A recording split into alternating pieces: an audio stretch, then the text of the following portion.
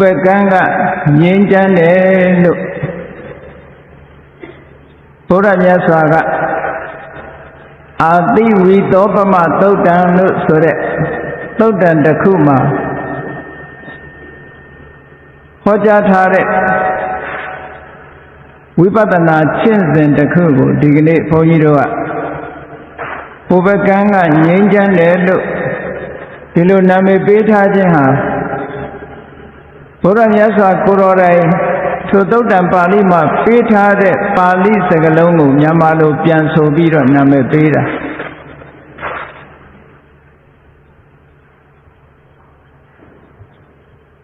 ဘုရားမြတ်စွာကပါရိမန္တိရံခေမံဆိုတဲ့စကားလုံးလေးကိုသုံးခဲ့တယ်ပါရိမန္တိရံဆိုတာဟိုဘက်ကံဟာခေမံငြိမ်းချမ်းတယ်အဲ့တော့ဟိုဘက်ကံကငြိမ်းချမ်းတယ်ဆိုရင်ဒီဘက်ကံကမငြိမ်းချမ်းဘူးဆိုတဲ့အဓိပ္ပာယ်အလိုလိုပြီးတော့ဟိုဘက်ကံနဲ့ဒီဘက်ကံဘာကိုရည်ညွှန်းတာတုံးလို့ဆိုလို့ရှိရင်တန်တရာနဲ့နိဗ္ဗာန်ကိုရည်ညွှန်းတာဒီဘက်ကံဆိုတာတန်တရာဟိုဘက်ကံဆိုတာနိဗ္ဗာန်အဲ့တော့နိဗ္ဗာန်ကဘေးကင်းတယ်ရန်ကွာတယ်ငြိမ်းချမ်းတယ်လို့ဒီလိုမြတ်စွာဘုရားကဟောလိုခြင်းဖြစ်တယ်အဲ့တော့ဒီသုတ်တံလေးကဝိပဿနာကျင့်စဉ်ကိုကျင့်နေကြတဲ့ယဟန်တော်တွေကိုဟောကြားတဲ့သုတ်တံဝိပဿနာကျင့်စဉ်ကျင့်နေတဲ့ထဲမှာလည်းပဲအနိစ္စလက္ခဏာဒုက္ခလက္ခဏာအနတ္တလက္ခဏာမမြဲတဲ့သဘောကိုဆင်ခြင်ပြီးတော့ကျင့်ကြံကြိုးကိုအားထုတ်နေတာရှိသလိုဆင်းရဲတဲ့သဘောတွေကိုဆင်ခြင်စဉ်းစားပြီးတော့အားထုတ်နေတာတွေရှိတယ်ကိုမပိုင်တဲ့သဘောတွေကိုဆင်ခြင်စဉ်းစားပြီးတော့အားထုတ်နေတာတွေရှိတယ်အဲ့ဒီထဲမှာဒီသုတ်တံကဒုက္ခလက္ခဏာခြေနှက်เสียမကောင်းတော့အောင်ဘဝနဲ့ပတ်သက်ပြီးတော့ခြေနှက်เสียမကောင်းဘူးဆိုတဲ့အဓိပ္ပာယ်ကိုပေါ်လွင်အောင်မြတ်စွာဘုရားကဒီသုတ်တံကိုဟောတယ်သုတ်တံရင်းရဲ့နာမည်ကအာတိဝိသောပမသုတ်တဲ့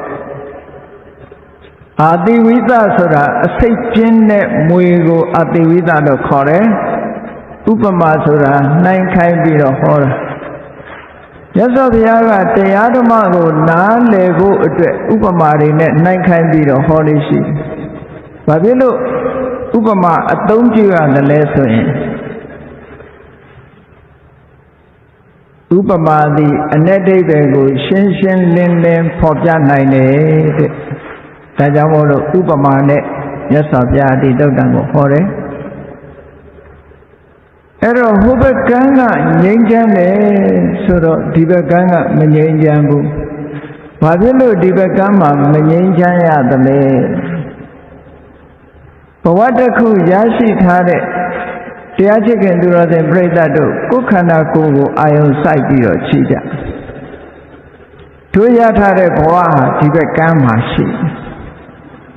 ဒီဘက်ကံကငြိမ်းချမ်းရဲ့လားမငြိမ်းချမ်းဘူးလားဆိုတာကိုယ့်ကိုယ်ကိုဆင်ခြင်စဉ်းစားပြီးတော့ကြည့်ကြရမယ်အားလုံး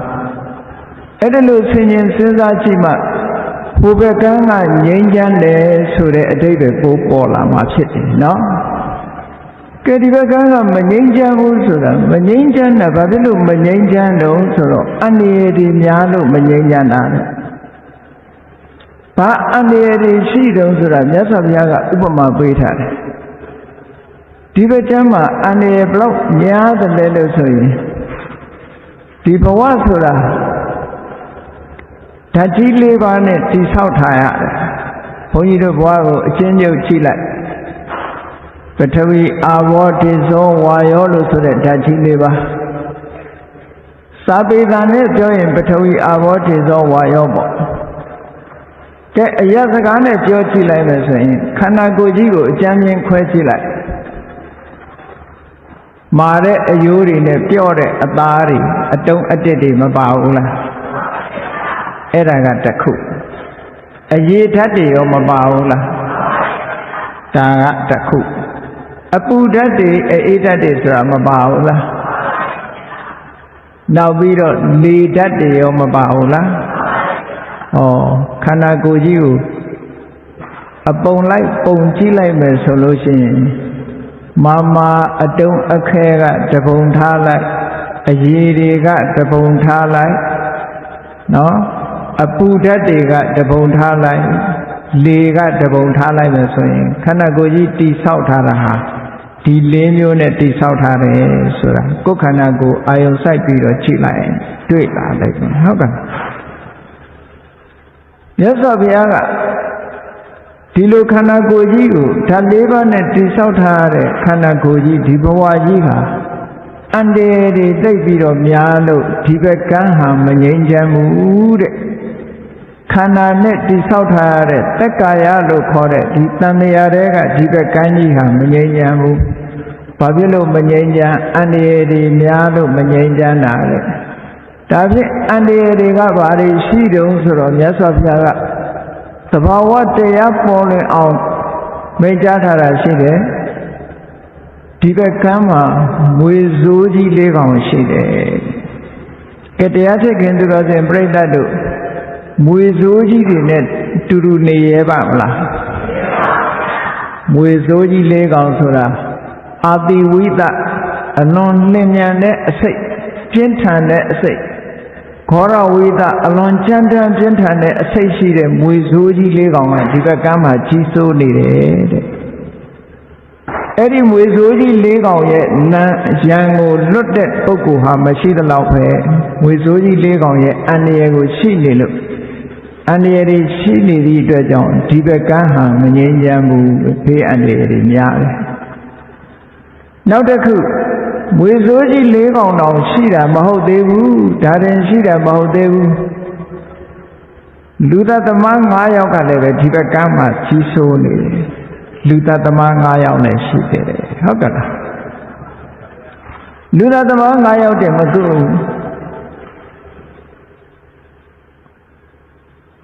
လူတွေနဲ့အနိကနေပြီးတော့ကိုယ့်ရဲ့အတွင်းကယန္တုလို့ခေါ်ရတဲ့ယန္တုတယောက်ကလည်းရှိနေတယ်ဒီဘက်ကမ်းမှာနေတဲ့ပုဂ္ဂိုလ်တိုင်းဟာလူသားသမား9000ရဲ့ယံကိုလည်းကြောက်ရတယ်အတွင်းယံကိုလည်းကြောက်နေကြရတယ်နောက်ဒီဘက်ကမ်းကဘာတွေရှိနေတော့ဆိုလို့ရှိရင်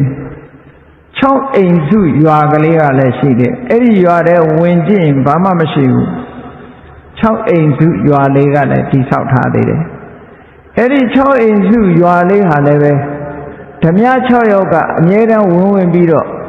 ရှာဖွေပြီးတော့တိုက်ခိုက်နေသည့်အတွက်ကြောင့်ဒီ6အိမ်စုရွာမှာဘာမှမရှိတဲ့ရွာလေးကိုပဲဒုက္ခပေးနေတာဓမြ6ယောက်ကအမြဲတမ်းဝင်ပြီးဒုက္ခပေးနေတယ်တဲ့ဟောဒီဘက်ကမ်းရဲ့မငြိမ်းချမ်းတာဘုန်းကြီးတို့တရားချက်ခင်သူတော်စင်ပြိဋ္ဌတ်တို့လောကကြီးတစ်ခုလုံးမှာကိုနေတဲ့မြို့တွေရွာတွေမှာမငြိမ်းချမ်းဘူးလို့ဆိုလို့ရှိရင်လူတွေဟာအိတ်ကောင်းခြင်းမအိပ်ရဘူးစားကောင်းခြင်းမစားရဘူးကြောက်ကြောက်လန့်လန့်နဲ့မနေကြရဘူးလားထိတ်ထိတ်ပြာပြာနဲ့ဒီလိုနေကြရတယ်ဟုတ်ကဲ့လားအခုလည်းပဲတက္ကာယလို့ဆိုတဲ့ခန္ဓာနဲ့တိဆောက်ထားတဲ့ဒီဘက်ကမ်းမှာမွေစိုးကြီး၄ကောင်ကလည်းပဲတောင်းကျမ်းနေတယ်ယန္တု9ယောက်ကလည်းပဲအန္တရာယ်ပေးနေတယ်အတွင်းလူတယောက်ကလည်းပဲကိုယ့်ကိုချောင်းမြောင်းလုံးကြံမှုရှိနေတယ်တဲ့ဟော6အိမ်စုရွာကလည်းပဲ6အိမ်စုရွာလေးကလည်းပဲအနှစ်သာရဆိုတာအတွင်းမှာဘာမှမရှိဘူးလုံခြုံမှုမရှိဘူးတဲ့ဓမြ6ယောက်ကလည်းအဲ့ဒီရွာကိုခဏခဏဝင်ရောက်ပြီးတော့နှိပ်စက်နေတယ်ဩဒီဘက်မှာငြိမ်းချမ်းတယ်ဆိုတာဘာတစ်ခုမှမရှိဘူးဒါဖြင့်မငြိမ်းချမ်းလို့ရှိရင်ငြိမ်းချမ်းတဲ့ဟိုဘက်ကမ်းကိုသွားကြစို့လားလို့ဆိုပြန်တော့မြစ်ပင်လေကြီးတစ်ခုကခြားနေတယ်ဟုတ်ကဲ့လားမြစ်ပင်လေကြီးတစ်ခုခြားနေတယ်အဲ့ဒီမြစ်ပင်လေကြီးမှာတရားထိုးထားတာလည်းမရှိဘူးလေတို့သင်္ဘောတို့လည်းဟိုဘက်ကူးဖို့မရှိဘူးတဲ့အဲ့ဒီလိုမြစ်ပင်လေကြီးကတစ်ခုကရှိနေတော့ဟိုဘက်ကန်းကိုငြိမ်းချမ်းတဲ့ဟိုဘက်ကန်းကိုကူးဖို့ရလူတွေဖြစ်နိုင်ပါမလားသိတ်ကိုခဲရင်နဲ့အနေပြန်းတဲ့ဒီဘက်ကန်းကနေပြီးအလွတ်ယုံညင်လို့ရှိရင်တော့ဘာပဲလုပ်ရမလဲဆိုရင်ကိုယ့်ဘက်ကိုဖောင်ဖွဲ့ပြီးကိုအားကိုလေမရှိဘူး တရားမရှိဘူးဆိုရင်ကိုယ့်ဘာကိုဖောင်ဖွဲ့ပြီးကိုအားကိုနဲ့ဟိုဘက်မကူးရပဲဘူးလားအဲ့ဒါလို့ကူးလို့ဟိုဘက်ကန်းရောက်သွားတဲ့ပုဂ္ဂိုလ်ဆိုလို့ရှိရင်တော့ဒါလုံးဝအန္တရာယ်ကင်းသွားလို့ငြိမ်းချမ်းတဲ့နယ်မြေတစ်ခုရသွားပြီလို့မြတ်စွာဘုရားကဒီလိုဥပမာနဲ့ဟောထားတာဒီသုတ်တံမှာနော်ကဲကောင်းပြီဥပမာဆိုတာအ내တိပဲနားလည်ဖို့ဟောတာကိုယ်ခန္ဓာကိုကိုပြန်ကြည့်လိုက်ဘုန်းကြီးတို့ခန္ဓာကိုယ်ဟာမဟာဘုတ်၄ပါးလို့ဆိုတဲ့ဓာတ်ကြီး၄ပါးနဲ့တည်ဆောက်ထားတယ်ပထဝီအာဘောတေဇောဝါယောဓာတ်ကြီး၄ပါးနဲ့တည်ဆောက်ထားတယ်အဲ့ဒီဓာတ်ကြီး၄ပါးနဲ့တည်ဆောက်ထားတာဟာဒီဓာတ်ကြီး၄ပါးဟာတစ်ခုနဲ့တစ်ခုသဘာဝချင်းကလည်းမတူကြဘူးပထဝီကအတုံးခဲသဘောတွေရှိတယ်အာဘောကအရေးပျော်တယ်ဖွဲ့စည်းတဲ့သဘောရှိတယ်တေဇောကပူတဲ့အေးတဲ့သဘောရှိတယ်ရင့်ကျက်စေတဲ့သဘောရှိတယ်ဝါယောကတွန်းကန်ပြီးတော့လှုပ်ရှားစေတဲ့သဘောရှိတယ်ဓာတ်ကြီး၄ပါးဟာလူခန္ဓာကိုယ်ဟာတစ်ခုနဲ့တစ်ခုမတူတဲ့ဓာတ်ကြီး၄ပါးဟာမျှမျှတတာရှိရင်ရှိအချိုးအစားညီးနေလို့ရှိရင်လူတွေကချမ်းပါတယ်လို့ပြောကြတယ်မညီဘူးလို့ဆိုတာနဲ့ပထဝီဓာတ်လွန်ကဲလာရင်ဘာဖြစ်တော့ဆိုရင်ကိုကြုံမှုကြပါလိမ့်မယ်ပထဝီဓာတ်လွန်ကဲလာလို့ရှိရင်ခန္ဓာကိုယ်ကြီးကတောင့်တင်းပြောကြတယ်မဟုတ်လားလူတွေကြောကြီးကိုတောင့်နေတာပဲလို့ခါကြီးကတောင့်နေတာပဲနဲ့မလှုပ်နိုင်ဘူးနဲ့ဒီလိုမပြောကြဘူးလားအဲ့ဒါဟာဘာဖြစ်တာတော့လို့ဆိုလို့ရှိရင်ပထဝီဓာတ်လို့ဆိုတဲ့မွေစိုးကြီးရဲ့အကြိုက်ခံရတာလို့ဒီလိုမြတ်စွာဘုရားဟောတယ်ပထဝီဆိုတဲ့မွေစိုးကြီးဖောက်ပြန်လာပြီဆိုရင်ခန္ဓာကိုယ်ကြီးတစ်ခုလုံးဟာတောင့်တင်းပြီးတော့ဖြစ်သွားတယ်အချိုးစားညီရင်ညီမမညီလို့ရှိရင်ခန္ဓာကိုယ်ကြီးဟာဒုက္ခပေးတယ်ပထဝီဓာတ်ကလွန်ကဲလာပြီဆိုရင်တစ်ခုလုံးတောင့်တင်းပြီးမလုံနိုင်မရှားနိုင်ဖြစ်တယ်တခါအဘောဓာတ်လွန်ကဲတဲ့အခါကျတော့ဘာဖြစ်တယ်လို့ဆိုရင်လူခန္ဓာကိုယ်မှာပိနေသည်များအတွင်းကနေပုတ်သွားသလိုပဲအရည်တွေပုတ်တဲ့အခါမှာအရည်တွေထွက်မလာဘူးလားလူရဲ့ခန္ဓာကိုယ်ကလည်းပုတ်သွားတဲ့အခါကျတော့အတွင်းထဲမှာပြည်ပြီးဖြစ်ပြီးတော့အတုံးခဲတွေဟာအကုန်အရည်ပြောကုန်အဘောဓာတ်ပျက်စီးသွားပြီဆိုလို့ရှိရင်ခန္ဓာကိုယ်ကြီးဟာအရည်ပြောသွားတယ်ဒါကဒုတိယမွေဆိုးကြီးရဲ့အနှိမ့်ဆက်ခံရတယ်အာဘောဆိုတာဒုတိယမွေဆိုးကြီးပဲတဲ့ပထဝီနဲ့အာဘောဟာအချိုးစားညီမညီလို့ချင်းပထဝီကလွန်ကဲလာရင်ပထဝီဆိုတဲ့မြေဆိုးကြီးရဲ့အစိတ်တက်တာပဲအာဘောတွေလွန်ကဲလာလို့ချင်းအာဘောလို့ခေါ်တဲ့ဒုတိယမွေဆိုးကြီးရဲ့အစိတ်တွေတက်လာတာလို့ကဲတေသောကြတော့ကြည့်လူတွေဟာတခါတရံဖြားတဲ့အခါမှာခန္ဓာကိုယ်မှာမပူဘူးလားဖြားလို့ရှိရင်လူတွေကစမ်းပြီးတော့ကြည့်ကြတယ်ဟဲ့ကိုယ်တွေပူးနေလို့ပါလားကိုယ်တွေပူးနေပါလားအဖြားတက်နေပါလားနဲ့ဟောပြောကြတယ်အဲ့ဒါတေဇောလို့ခေါ်တဲ့မွေစိုးကြီးရဲ့အစိတ်တက်တာတဲ့အဲ့တော့အပူက၄မျိုးရှိတယ်ခန္ဓာကိုယ်ထဲမှာတန်တပနတေဇောဆိုတာဖြားတဲ့အခါမှာကိုပူတာအဲ့ဒါတန်တပနတေဇော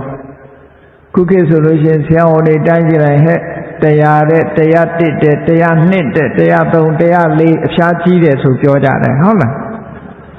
အဲ့ဒါဟာတေဇောဆိုတဲ့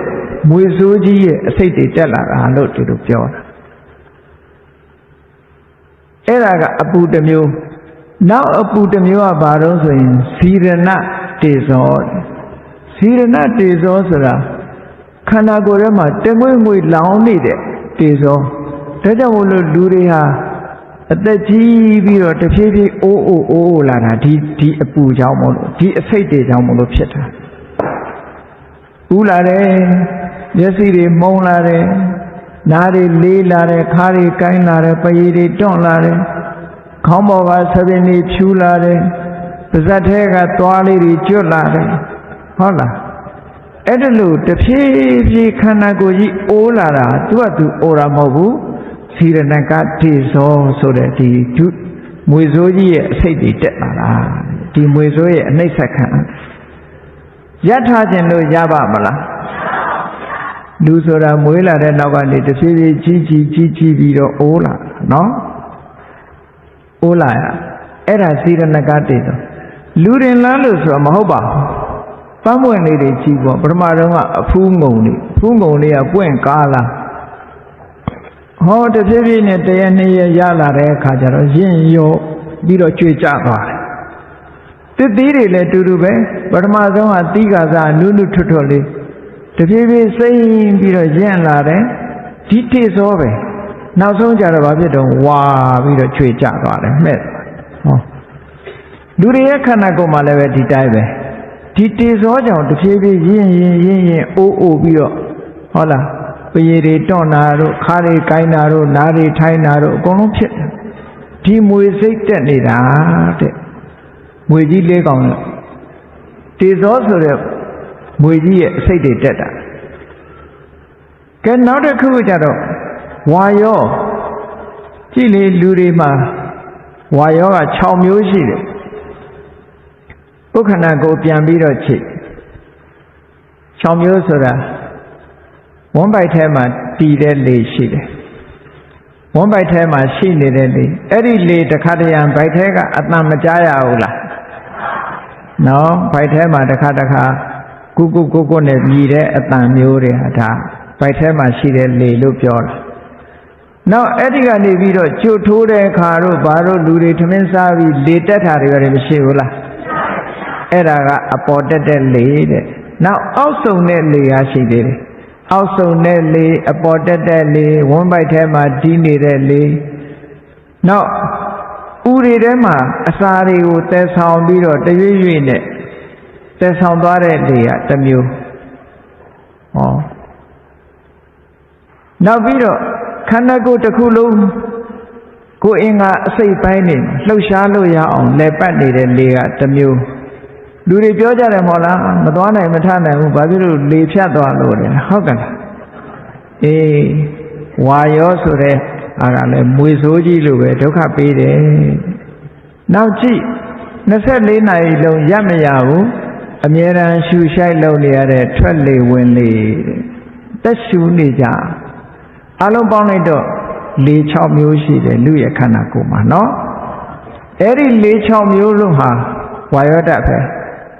ဒီလေ6မျိုးလုံးစလုံးဟာဒုက္ခပေးတာတွေကြီးပဲ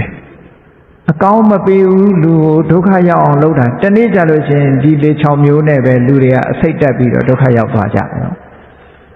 ဒါကြောင့်မို့လို့ပထဝီဓာတ်ကိုစာပေထဲမှာဘယ်လိုခေါ်တော့ဆိုရင်ကဋ္ဌမုခမွေလို့ခေါ်တယ်ကဋ္ဌမုခဆိုတာအဲ့ဒီမွေမျိုးကကိုက်လိုက်လို့ရှိရင်အဲ့ဒီမွေရဲ့အစိတ်တက်ပြီဆိုရင်ဒီကုလုံးဟာတန်ကြောင်းကြီးတွင်းထားတယ်လို့တောင့်တင်းသွားကိုယ်လို့မရညှက်လို့မရတော့လူတွေရဲ့တဏ္ဍာမှာပထဝီဓာတ်လွန်ကဲပြီးတော့ပထဝီဓာတ်ပြတ်သွားပြီဆိုလို့ရှိရင်လည်းဒီကုလုံးတောင့်သွားတယ်ဟုတ်ကဲ့အဲ့ဒါမွေကိုက်ခံရတယ်နောက်အာဘောဓကြတော့ပုတိမုခမွေလို့ခေါ်တယ်အဲ့ဒီအာဘောဓလွန်ကဲလာလို့ရှိရင်ခန္ဓာကိုယ်ဟာပုတ်ပွားရည်ရော်ပြီးကြည့်လေအသီးတစ်လုံးပုတ်ပွားသွားရင်အရည်တွေထွက်မလာဘူးလားငပြောသီးလေးတွေပိန်နေသီးလေးတွေဟုတ်လားဘယ်သီးပဲဖြစ်ဖြစ်ပုတ်ပြီဆိုရင်အရည်တွေထွက်လာလေဟောအဲ့ဒါလို့ပုတ်သွားပြီဆိုတာအဲ့ဒါပုတိမုခဆိုတဲ့မွေကြိုက်ခံရတာတဲ့အာဘောဓပျက်စီးလို့လူဒုက္ခရောက်တာတေဇောဓကြတော့လည်းပဲအမတန်ပြင်းထန်တဲ့ပူလောင်တတ်တဲ့မွေဓာတမုခအက္ခိမုခမီးနဲ့အနာတရံတူတဲ့နှုတ်သီးရှိတဲ့မွေမျိုးအက္ခိမုခမွေအဲ့ဒီအက္ခိမုခမွေကြိုက်လိုက်လို့ရှိရင်လည်းပဲတဲ့လောကမှာဒီကုလုံးဟာပူလာတယ်လောင်လာတယ်ဖြစ်ပြီးနောက်ဆုံးမှာပြာလို့ဖြစ်သွားတယ်ဖွဲပြာကျသွားတယ် တေဇောဓာတ်ဖြစ်လို့ရှိရင်လည်းပဲအဲ့ဒါလိုပဲလူကဒုက္ခရောက်သွားတယ်ပူလောင်ပြီးတော့အဲ့ဒါလိုပဲနောက်ဝတ္တမုခဆိုတဲ့ဝါယောဓာတ်ပျက်စီးဝတ္တမုခဆိုတဲ့မွေကိုက်လိုက်လို့ရှိရင်လည်းပဲလူရဲ့တဏ္ဍာဟာအစစ်တွေပါတွေအကုန်လုံးပြုတ်ပြီးတော့တချို့ကြတော့လေသင်တုံးတို့လေဖြတ်ထားတို့လေဖြတ်လိုက်လို့ရှိရင်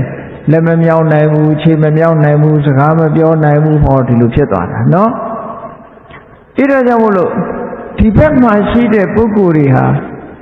လူတိုင်းဟာဟောဒီမွေကြီး၄ကောင်ကိုရင်ဝယ်ပိုက်ထားရတာနဲ့မတူဘူးလားဘဝဆိုတာကိုယ်ခန္ဓာကိုယ်ကြီးကပထဝီအာဘောတေဇောဝါယောဆိုတာနဲ့ဖွဲ့စည်းထားသည့်အတွက်ကြောင့်ဒုက္ခန္ဓာကိုယ်ကြီးထဲမှာမွေကြီး၄ကောင်ရှိနေပါလားလို့ဒါမြတ်စွာဘုရားကစတုဓာတုဝဝဋ္ဌာနဓာတ်၄ပါးကိုရှုပြီးတော့ကမ္မထံပွားဖို့တဲ့မွေကြီး၄ကောင်နဲ့တင်စားပြီးတော့ဟောထားတာနော်လူတွေကအဲ့ဒါမွေကြီး၄ကောင်ကသူကတခါတရံသဘောကောင်းတယ်ဆိုတာဓာတ်၄ပါးညီညွတ်နေဘာမှမဖြစ်ဘူးဆိုရင်လူတွေကအန္တရာယ်မရှိဘူးလို့ထင်လာကြတော့အန္တရာယ်မရှိဘူးလို့ထင်လာတယ်သူတို့နဲ့ပဲပျော်ပျော်ပါးပါးနေကြသို့တော့ဒီမွေကြီး၄ကောင်ဟာတစ်ကောင်နဲ့တစ်ကောင်အကြိုက်ချင်းမတူသည့်အတွက်ကြောင့်တစ်ကောင်ကစိတ်ဆိုးပြီးတော့ကိုက်လိုက်လို့ရှိရင်သေဖို့ပဲရှိတော့တယ်နော်ဒါကြောင့်မို့လို့လူလောကလူတွေသေးသွားတယ်ဆိုတာမွေကြီး၄ကောင်နဲ့တစ်ကောင်ကိုက်လို့သေတာတွေကြီးပဲဟုတ်ကဲ့လားဒါပေမဲ့လို့လူတွေကမွေမှမသိဘူးဘာဖြစ်လို့မသိတာတော့ဆိုရင်မစင်ကြင်လို့မသိတာတဲ့အဲ့တော့လူလောကဟာအန္တရာယ်ကင်းသလားမကင်းဘူးလားဆင်ញင်ကြည့်မကင်းဘူးဘယ်လိုပဲကုဘယ်လိုပဲမဟောဒီမွေကြီး၄ကောင်နဲ့နေရတဲ့ပုဂ္ဂိုလ်တွေကတနေ့အစိတ်တက်မှကြည့်ပဲဟုတ်ကဲ့လားမွေကြီး၄ကောင်ကလွတ်တဲ့ပုဂ္ဂိုလ်ရှိရလားမရှိဘူးဒါကြောင့်မို့လို့ဘုန်းကြီးတို့ခန္ဓာကိုယ်ထဲမှာအန္တရာယ်ပေးနေတဲ့မွေကြီး၄ကောင်နဲ့နေရတယ်လို့ဆိုပြီးတော့ပထဝီဓာတ်ရဲ့သဘောတွေအာဘောဓာတ်ရဲ့သဘောတွေတေဇောဓာတ်ရဲ့သဘောတွေဒါတွေကိုဆင်ခြင်ပြီးဒီပထဝီအာဘောတေဇောဝါယောလို့ဆိုတဲ့ဒီမွေကြီး၄ကောင်ကနေလုံးဝလွတ်မြောက်ပြီးတော့ငြိမ်းချမ်းတဲ့နယ်မြေဆိုတာဟိုဘက်ကမ်းလို့ခေါ်တဲ့နိဗ္ဗာန်ပဲတဲ့နိဗ္ဗာန်မရောက်မချင်းဒီဘက်ကမ်းမှာနေရင်တော့ဒီထဲမှာပဲလဲနေမှာပဲဘယ်သူမှလွတ်အောင်မယုံနိုင်ဘူးလို့ဒီလိုပြောတာနော်ကဲနောက်ပြီးတော့ရန်သူ9ယောက်တဲ့ဘုန်းကြီးတို့တွေဘဝထဲမှာနေတဲ့အခါမှာမိတ်ဆွေတွေနဲ့နေရတာမဟုတ်ဘူးတဲ့ရန်သူတွေနဲ့နေရတာကောင်းပြီရန်သူတွေကဘယ်သူတုံးဆိုလို့ရှိရင်ရူပခန္ဓာဝေဒနာခန္ဓာသင်ညက်ခန္ဓာသင်္ခါရခန္ဓာဝိညာဉ်နဲ့ခန္ဓာဆိုတဲ့ဥပါဒနဲ့ခန္ဓာ၅ပါးပဲခန္ဓာ၅ပါးဟာမြတ်စွာဘုရားကရန်သူတဲ့ရန်သူဆိုတာကိုယ့်ရဲ့အကျိုးစီးပွားကိုမလိုလားတာကိုရန်သူလို့ခေါ်တယ်ဟုတ်ကဲ့ကိုကောင်းစားတာကိုမလိုလားတာကိုရန်သူလို့ခေါ်တယ်ရန်သူလို့ခေါ်ရင်မကဘူးမြတ်စွာဘုရားကလူသားသမား9ယောက်တဲ့သူတို့နာမည်ပေးထားတာကြည့်လေလောကမှာဝါရအပြင်သာပြောတာဘသူဖြင့်သေသွားပြီဘသူဖြင့်ဆုံးသွားပြီနဲ့ပြောတာဘသူကတတ်တာတော့ဆိုခန္ဓာ၅ပါးပဲဟုတ်တယ်မဟုတ်လားဘယ်သူမှလာမတတ်ဘူးခန္ဓာ၅ပါးကိုသိတတ်တဲ့သဘာဝရှိတာကဲရုပ်ဆိုတဲ့ခန္ဓာ၅ပါးကြည့်ရန်သူလားမိတ်ဆွေလားစဉ်းစားကြည့်အောင်ရုပ်ခန္ဓာကိုယ်ကြီးရထားတဲ့ပုဂ္ဂိုလ်တယောက်ဟာကိုယ်စိတ်ထဲမှာဘာဖြစ်လဲဒီရုပ်ခန္ဓာကိုယ်လေးငယ်ရွယ်တဲ့ပုဂ္ဂိုလ်တွေဆိုရင်အမြဲတမ်းဝါလို့အမြဲတမ်းလှလို့အမြဲတမ်းကျမ်းမာလို့မနေချင်ဘူးလားသို့တော့အဲ့ဒီယောဂကိုဖြစ်ချင်တိုင်းဖြစ်ရလားမိတ်ဆွေဆိုတာကိုယ့်ရဲ့အလိုကြလိုက်လျောတယ်ရန်သူဆိုတာကိုယ်နဲ့ဆန့်ကျင်ပဲလုပ်တယ်ဟုတ်ကဲ့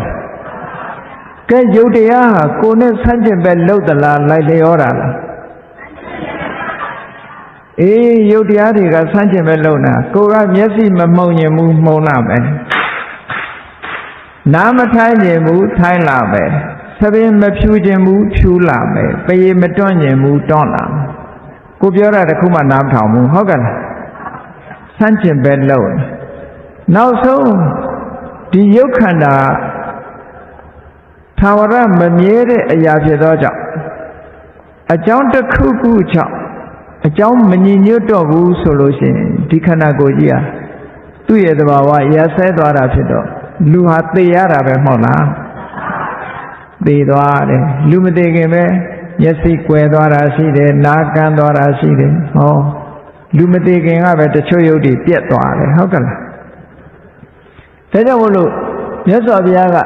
ဝတ္တကံရူပံရူပံယုတ်တရားဆိုတာဝတ္တကံသူတတ်သမားပဲသူပဲလူတွေကိုတတ်တာဒီပြင်လူကတတ်တာမဟုတ်ဘူးအတွင်းလူတတ်သမားပေါ့နော်ထို့တူပဲဝေဒနာဆိုတဲ့ခံစားချက်ကိုကြည့်လူတွေကခံစားချက်နဲ့ပတ်သက်လာရင်လို့ရှိရင်ခံစားချက်ကအနည်းဆုံး၃မျိုးရှိတယ်ဒုက္ခရဲ့ဒုက္ခရဲ့အဒုက္ခမဒုက္ခရဲ့ဒုက္ခဆိုတာကိုယ်ချမ်းသာစိတ်ချမ်းသာဒုက္ခဆိုတာကိုယ်ဆင်းရဲစိတ်ဆင်းရဲအဒုက္ခမဒုက္ခဆိုတာချမ်းသာတာလည်းမဟုတ်ဘူးဆင်းရဲတာလည်းမဟုတ်ဘူးဆိုတဲ့ခံစားချက်အဲ့ဒီခံစားချက်၃မျိုးတည်းအာယုန်နဲ့တွေ့တဲ့အခါမှာတစ်ခါတစ်ခါချမ်းသာတဲ့ဟာပေါ်တယ်တစ်ခါတစ်ခါဆင်းရဲတာပေါ်တယ်တစ်ခါတစ်ခါချမ်းသာတာလည်းမဟုတ်ဘူးဆင်းရဲတာလည်းမဟုတ်ဘူးဆိုပြီးတော့အာယုန်ပေါ်မှာခံစားချက်ဒီလို၃မျိုးဟာရံခါလှက်ပြီးဖြစ်အဲ့ဒီခံစားချက်၃မျိုးတည်တည်မြဲနေတာမဟုတ်ဘူးတဲ့ကဲတရားချက်ခင်သူတော်စင်ပြိဿတို့စဉ်းစားကြည့်အစင်သာဝရဝမ်းနေနေတာမရှိသလိုအထင်သာဝရဝမ်းတာနေတာရောရှိရလားအေးဝမ်းနေတာလည်းတခဏပဲဝမ်းတာတာလည်းတခဏပဲဟုတ်ကဲ့လား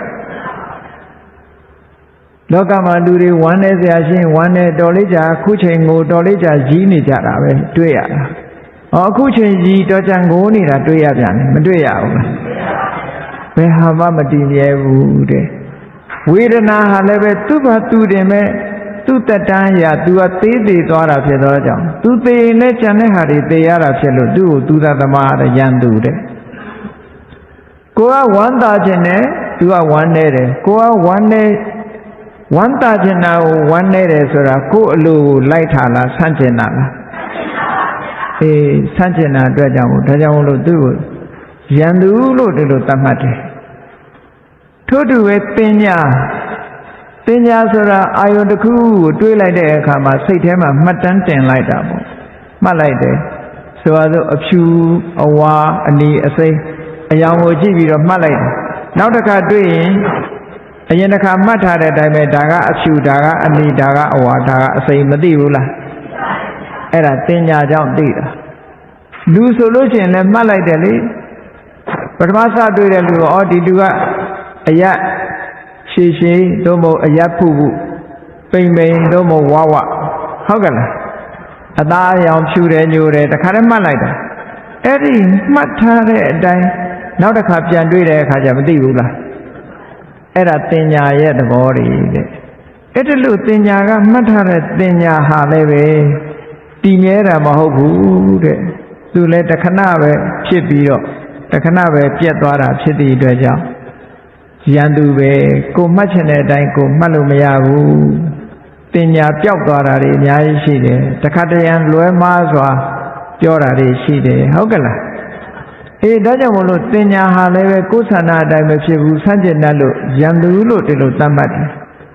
ထို့တူပဲသင်္ခါရဆိုတာအတွေးတွေအကြံတွေလိုချင်တာတွေမုန်းတီးတာတွေစသဖြင့်လူရဲ့စိတ်ထဲမှာဖြစ်ပေါ်လာတဲ့ကြံတဲ့သဘာဝတရားတွေဟာလည်းပဲထို့တူပဲတည်မြဲတယ်ဆိုတာတခုမှမရှိဘူးကဲဒီတရားမကြည့်နဲ့စိတ်ဆိုးတာတခုပဲကြည့်စိတ်ဆိုးတယ်ဆိုတာအမြဲတမ်းဆိုးသလားတခါတရံဆိုးတာလားအေးကိုမကြိုက်တာနဲ့တွေ့ရင်အနိဋ္ဌာယုံနဲ့တွေ့တဲ့အခါစိတ်ဆိုးတယ်အိဋ္ဌာယုံနဲ့တွေ့ရင်မဆိုးပြန်ဘူးเนาะဖြစ်လာပြီးတော့လဲတီးနေတာမဟုတ်ဘူးဒါကြောင့်မို့လို့ကိုဖြစ်ချင်တိုင်းမဖြစ်ဘူးဆံရအာယုံပေါ်မှာကြည့်ပြီးတော့ဖြစ်သည့်အတွက်ကြောင့်ကိုယ်ဆန္ဒကိုမလိုက်လျောဘူးမလိုက်လျောလို့ရန်သူလို့သတ်မှတ်တယ်သူလည်းပဲသူ့ရဲ့တက်တန်းအားလျော်စွာတခဏလေးဖြစ်ပြီးတခဏလေးပြန်ပြတ်သွားတာဖြစ်သောကြောင့်သူလည်းသူတတ်သမားပဲတဲ့ဟုတ်ကဲ့လားနောက်ဆုံးကဝိညာဉ်ဆိုတဲ့အသိစိတ်လေးဒီအသိစိတ်ကလေးကလည်းပဲ ကြည့်ဘလောက်လင်းမြန်စွာအာယုန်တွေမှာပြေးသွားနေတယ်လဲဆိုတာတာမန်နေရင်တော့မသိဘူး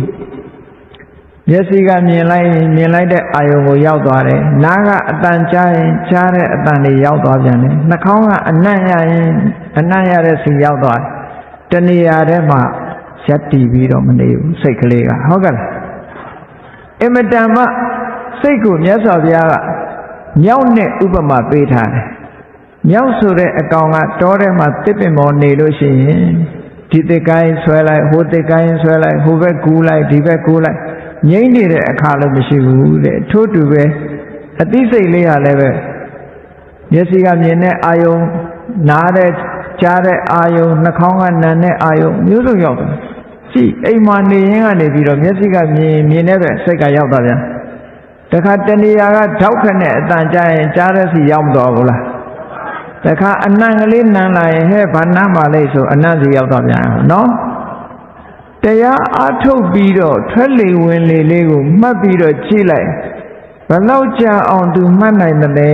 ဆိုအကျင့်မရသေးလို့ရှိရင်ဒီစိတ်ကလေးကအာယုံလေးတစ်ခုပေါ်မှာထားလို့ရကုန်မရအောင်ပြေးနေတာပဲဟုတ်ကဲ့လား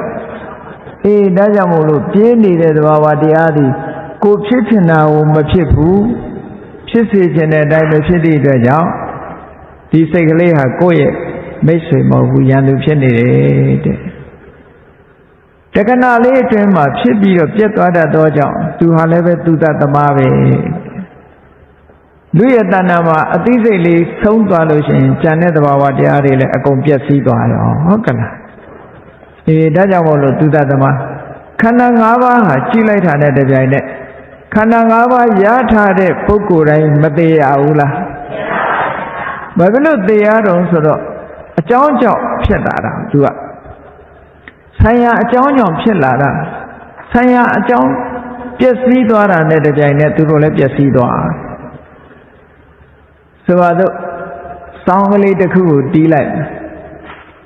တစ်ချက်တီးလိုက်ရင်တတန်မထွက်ဘူးလားကဲမတီးပဲနဲ့ရလိုက်လို့ရှင်အဲ့ဒီအတန်ရှိသလားပျောက်သွားသလားတီးတဲ့အချိန်လေးပေါ်သွားတယ်ရလိုက်တာနဲ့နောက်ထပ်မတီးတာနဲ့အတန်တိတ်သွားပြန်တယ်ဟုတ်ကဲ့လားအဲ့တော့အကြောင်းရှိတဲ့အချိန်လေးမှာပေါ်တယ်အကြောင်းမရှိရင်မပေါ်ဘူးဆိုတာထင်ရှားတယ်အဲ့ဒါကိုဟေတုံပဋိစ္စတံဘူတာဟေတုဘေငါနေရောစတိအကြောင်းရှိလို့ရှိရင်ပေါ်လာပြီးတော့အကြောင်းပြတ်သွားတာနဲ့တပြိုင်နက်ဒါရီယာပျောက်သွားတယ်မတည်မြဲတဲ့သဘောတွေကိုပြောတာနော်အေးဒီဘဝမှာရှိထားတဲ့ဒီဘက်မှာရှိတဲ့ဘဝတန်တရားထဲမှာနေတဲ့ပုဂ္ဂိုလ်တွေဟာသူတို့ရထားတာကခန္ဓာ၅ပါးဖြစ်တယ်ခန္ဓာ၅ပါးသည်တည်တတ်တဲ့ခန္ဓာ၅ပါးဖြစ်သောကြောင့်သူတို့ကိုသူတသမားလို့မြတ်စွာဘုရားဟောတာကိုယ်အလိုတိုင်းမဖြစ်သည့်အတွက်ကြောင့်ယန္တုလို့ဟောတာဟုတ်ကဲ့လားအဲ့တော့ခန္ဓာ၅ပါးရထားတဲ့ပုဂ္ဂိုလ်တိုင်းဟာ